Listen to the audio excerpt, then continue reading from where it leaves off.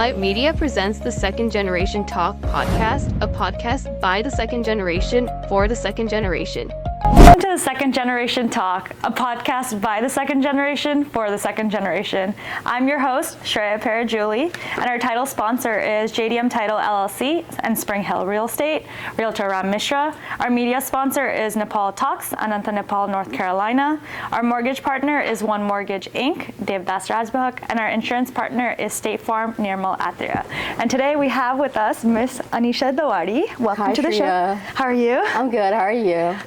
Doing well. Really excited to get a chance to talk to you today. So I guess before we get started, if you kind of want to just give a little background about yourself, what you studied, what you're doing, just so our viewers can learn a little bit about yourself. Well, basically, I came to America when I was 5 years old. Okay.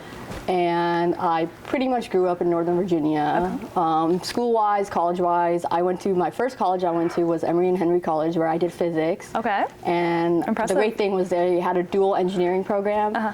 And I completed that aspect of it, and then I moved to Mason, where I actually came about to try to do electrical engineering, but I, heard about cybersecurity from an uncle kind of aspect. So I took one class, and I really loved it. Okay. So I kind of changed that up and started to pursue cybersecurity. Uh-huh. And then I actually got an internship gig at Geico and got a full-time offer right away, and I started working right after I got done with cyber. And I've been working at Geico for the last year and 6 months now. Wow, okay. Yeah.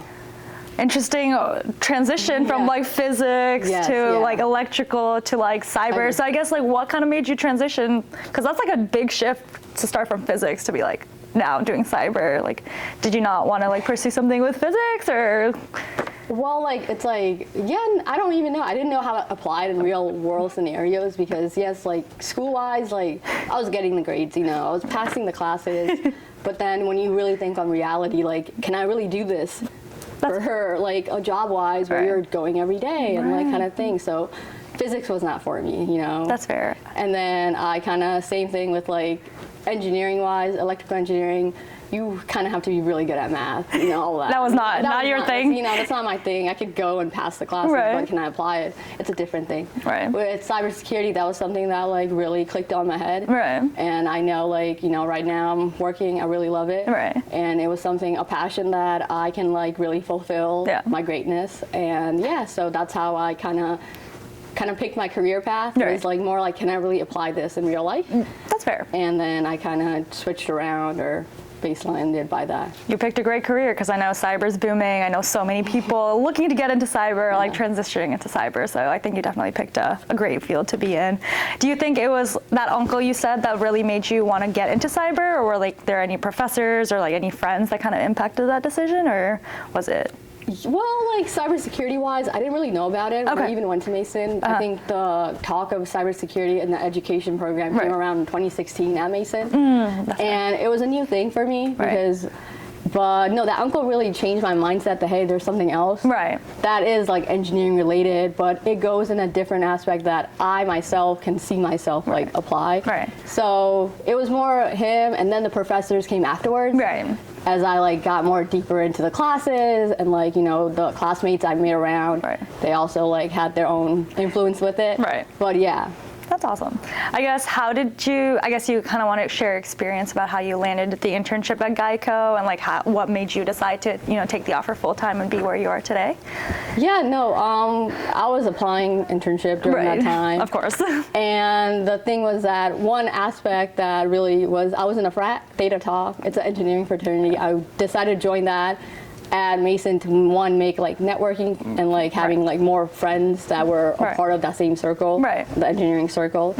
And within that, I had several friends that kind of already applied, or they were thinking about applying to different internship, and they kind of gave me the idea of Geico because as a cybersecurity professional person, you don't really think, oh, Geico, that's an insurance company, might have a security aspect to it, because you want to focus mostly on the cyber companies, other aspect. But so because of a friend, I applied, I got in, and then I did that 3 months internship where I really developed a skill set. But I also realized that there's working here might be a really good aspect Right. for my own career growth, Yeah. but like the folks I was working with really like nurtured me, Yeah. mentored me, and then so that kind of led to my final decision of like sticking to Geico Gotcha. at the end. I like the part that you said, like, you picked Geico, but, like, not a lot of people are like, you know, it's an insurance company. You wouldn't think they have cyber aspects, but I think one important thing for our viewers to know is that all companies have some Yes, sort of yeah. cyber aspect. Like, it might not be like, oh, this company is known for cybersecurity, but they obviously have a component. So I think that was very important. I guess, how is, like, a day-to-day like for you at Geico? Like, is it remote? Do you go in person? Is it a big team collaboration or one-on-one work? So if you want to kind of share that. Well, honestly, we're still work from home. Okay. So nothing has been changed. Perks from since I started working. working, we're still work from home. Nice. Our headquarters is in Bethesda, Maryland. Okay. So if I do ever go in, sometimes I do for team bonding activities. It's like an hour like drive with traffic. Without traffic, it's like 25 minutes. Oh, okay. Yeah, it's not too bad. Not bad. But my day-to-day schedule is I have meetings from 9 to 1. I have same schedule as routine-wise. I have a stand-up I have to do in the morning. Right. I have to talk about whatever I have Right. done. And then I have different meetings aligned for that week. And then I have working time. Right. That's from like 1 to 4, Right. where I can do any kind of work that I have to finish, Yeah. like a project or any kind of Right. meetings, sending emails Right. or things like that. Right. So it kind of just fits that schedule. Like Right. there's nothing that changes around. Right. So yeah. I guess, how big is your team that you work with? Is it like relatively small, or do you think you have to collab with like a lot of different people? Well, since it's a corporate world, you have to do, it's not just cybersecurity. You know, Right, that's cyber fair. has to handle the business aspect. Right. Since, you know, even if it's insurance company, revenue is the most important. So we kind of have to think like, where does security best align Right. with the business needs? So yes, you do collab with like the tech team, Right. the finance team, everywhere. Nice. But for my team wise, there's 11 folks. But that's just one little small Like team subset, within yeah. like hierarchy wise. Yeah. But yeah, so. That's fair. I guess let's switch to kind of like a fun question. If you weren't doing cybersecurity at Geico, say in another world where Anisha lives, you know, what do you think she would have picked? Do you think she still would have picked cybersecurity, or is there like another field in the back of your head that you're like, oh, I'm interested in, I wonder if I'd be good at? Have you ever thought of that?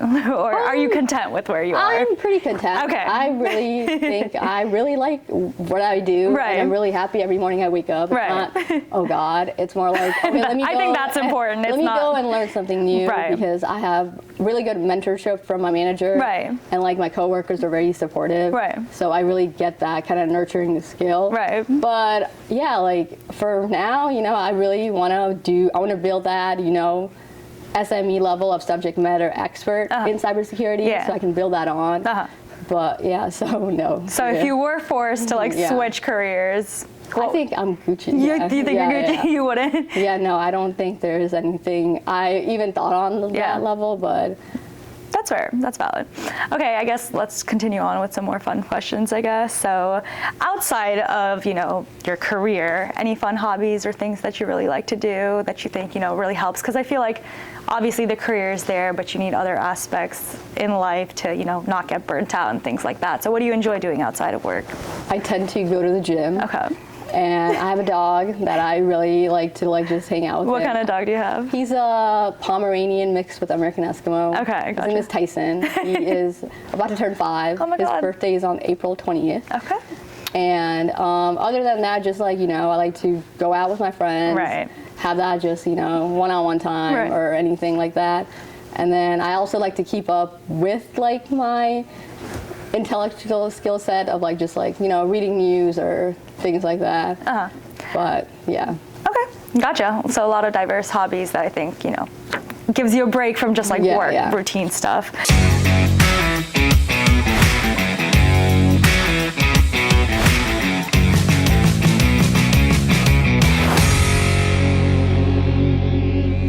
Alight Media presents the Second Generation Talk podcast, a podcast by the second generation for the second generation. Welcome to the Second Generation Talk, a podcast by the second generation for the second generation. I'm your host, Shreya Parajuli, and our title sponsor is JDM Title LLC and Spring Hill Real Estate, Realtor Ram Mishra. Our media sponsor is Nepal Talks, Ananta, Nepal, North Carolina. Our mortgage partner is One Mortgage Inc., Devdas Rajbahak, and our insurance partner is State Farm, Nirmal Atria. I guess, where are you from in Nepal? I guess, have you been back to Nepal? If you want to share with our viewers, where you're from and if that's, affected you in any way. Yeah. Well, like, my mom's side is from Kathmandu. Okay. Well, she's from Lumjung, but they migrated to Kathmandu. Yeah. And then my dad's side's from Chitone. Okay. And I actually did go back. I came back maybe 2 weeks ago from Oh, a wow. 2-week Okay, trip, recently. and I was there for a wedding. Okay. How was And it? it was just an amazing experience. I never got to experience like Nepali wedding in Nepal. Yeah. I heard it's very different. I haven't been to there one was like a lot that. of things that were like kind of shocking in a wise, Right. but it was like the first time I went back where I was more mature, where I actually understood a lot of the aspect of it, and it was really nice. So I think I really got close to my roots, That's awesome. Yeah. and I want to keep going back now, Right. and like I really like Chitone. Yeah. Yeah. That's awesome. So I guess taking a step back and kind of focusing on like culture and stuff like that. Okay, so like you've grown up in America, you're also Nepali, so a Nepali American, I guess. How do you think your culture and like heritage and all of that has kind of shaped who you are as a person here in America? And has there been challenges? Do you think it's been easy? I know some people struggle with like the whole cultural identity aspect of it, so if you kind of want to share that. Yeah, like I think growing up, like coming here in such a young age, kind of figuring out who you are Right. has been a struggle. Right. And especially that I went to in high school that was fully white. There was no, Okay. diversity aligned to it. And just growing up in whatever culture you're growing up in, or like an area, you kind of become that. So in that aspect, it was kind of a struggle. But I think my mom, she pretty much does the traditional culture area. I speak to my parents in Nepali, so awesome, I'm yeah. always like close in that sense. So Right. I don't think there has ever been a struggle in understanding the culture. I respect it. I want to continue to, Of course. take that on Yeah. as I grow older. But I think the struggle was more on just like, I'm in America, but I also have to struggle between like keeping my parents happy versus American culture, and having that communication aspect with my parents, Right. making them realize that, hey, like even if you did this way, in America, there's a different way that you guys might not have known about, Right, because so it was more on that kind Right, of aspect, right. which you kind of overbear after you like Right. go through it. Yeah, and I feel like it's different. Like they grew up in Nepal, Yeah. like that was the mindset, and then coming here, facing so much diversity and so many other different challenges Yes, in yeah, America. yeah. It's like trying to explain that to Yeah, them is yeah, not, yeah. and getting them on the same level Yeah, is yeah. not always the easiest. Yeah, so- especially after like the whole technology change and like Yes. new thing coming forward. I Right. think that's when like generation change shifted. Right. After like an iPhone came out. But yeah, so yeah, that's fair. I hope that answers your Yeah, of question. course, Okay. definitely. And I feel like, you're clearly in touch with your roots. You went to Nepal. You speak Nepali at home, so like you're very in tune with that, which I think is very important. So I guess let's kind of backtrack to like more like the educational, that kind of stuff. I guess, is there any piece of advice that you would give to your younger self? Knowing where you are today and like looking back, like for younger Anisha, like one key piece of advice that maybe our viewers as well, could take away from your journey and everything. Shreya, that is a very good question, and I might need a moment to just think on that. Take a because moment. I really believe that every struggle, your experience really shapes who you are in the future. Yeah. So if you have like a very straight path, and you have to go through different struggles or challenges, because life is a pretty like you never know what's going to come at you. Right. So I personally think younger Anisha did a pretty well job That's awesome. handling every aspect of it. Yeah. So for like the viewers, I just tell them like, life throws at you a lot of things that you might not have a professor that taught you, hey, if this happens, do this and that. Right. Your parents might not have also taught you, like, if this ever happens, like, do this and that. You kind of have to figure it out. And that's how you grow as a person. Right. That's how you become more mature as a person, because that kind of skill set will shape you later on. Right. And I'm a true believer on that. Right. So just take it all in, figure it out, Right. and then move forward. Yeah. Because that's going to really make who you are later on, even if it feels like the end of the world in that scenario. Right. Just got to think for the future wise. Yeah. So I guess thinking about the future, I guess what's next for you? What's next for me Yeah. is that I am looking into getting an MBA. Awesome. Yeah. That's awesome. Because I realize the corporate world loves, there's a tech side of it, Right. but you really need to understand business because yeah. business and cyber or any technology, you got to work together. Right, yeah. And I kind of want to have that skill set also, just so Right. looking at corporate world, that's like a big thing. Uh-huh. And I'm trying to get that. I'm looking into getting an MBA kind of aspect. And then just Do you know where you're like trying to go, or are you still exploring I'm options? still exploring Okay. my options. Okay. So there's no like I don't have any more. I'm just exploring it. And then certification wise, just like looking into that aspect just for cybersecurity and Gotcha. even cloud security, something I'm also like interested in. Do you think you'd pivot your role in cyber into like something more niche, something different, like within cloud or stuff like that, or are you still trying to keep it broad and just exploring what cyber has to offer? Yeah, I'm like keeping it broad in Right. a sense, but I also want to go deeper into like more like operational side of cybersecurity. Okay, if that's it's fair. like protection wise and like defensive Yeah. of like endpoints. So that's something I want to grow my expertise in. And yeah. Awesome. And I feel like, cyber is so booming. There's always new things coming out. So, Yes, if yeah. you want to try something new, there's Yeah. so many opportunities out there with like certifications and classes and things like that. So I think there's a lot of scope for it, a lot of opportunities for yes, sure. Yes, especially with AI. Yes, definitely. Do you think that's definitely already started changing the world of cyber, I guess? Where do you think it's going to go, based on what you've seen at Geico, what you've read on the news? I guess, how do you think AI is going to shift the way cyber goes? Well, I'm not the SME on this, Yeah. but take it on what I'm seeing. I think it's not going to change security Okay. on like Yeah. how we believe it, what we view. Right. But I think when you look at AI, I think there's different vulnerabilities that come out. Right. You're trusting like a model Right. kind of type that kind of takes in what you say Right. and kind of creates its own saying. Right. So it just depends on that data, where it's being stored. Right. And like The whole security aspect yes, of it, the security aspect is data protection. Right, exactly. So that's something that I think the cyber world is still going and learning. So Okay. yeah. That's totally fair. And I guess we still have to see where it's going because it's still relatively fresh and new. So Yes, I guess yeah. I think everyone's just, what's on the news is what they're Yes, yeah. understanding about it. So I guess we'll kind of wait and watch to see where it goes. So I guess let's move on to one more fun question. So I guess if you had to trade lives with any person for 1 year, who would you pick? It could be any celebrity, it could be a politician, it could be someone within the cyber field, just anyone, and I guess why? Passed away, Steve Jobs. Okay. And it's just because I kind of like, when the iPhone came out, that was a very new subject thing. Right. And I think seeing how like being the CEO or like, the creator of an iPhone or the Apple creation of like the Apple brand, I would want to see the struggles that Steve Jobs went through and how he overcame it. And then it's still the top niche product still till this day. Right. And they're still like innovating it with like, new upgrades or new models.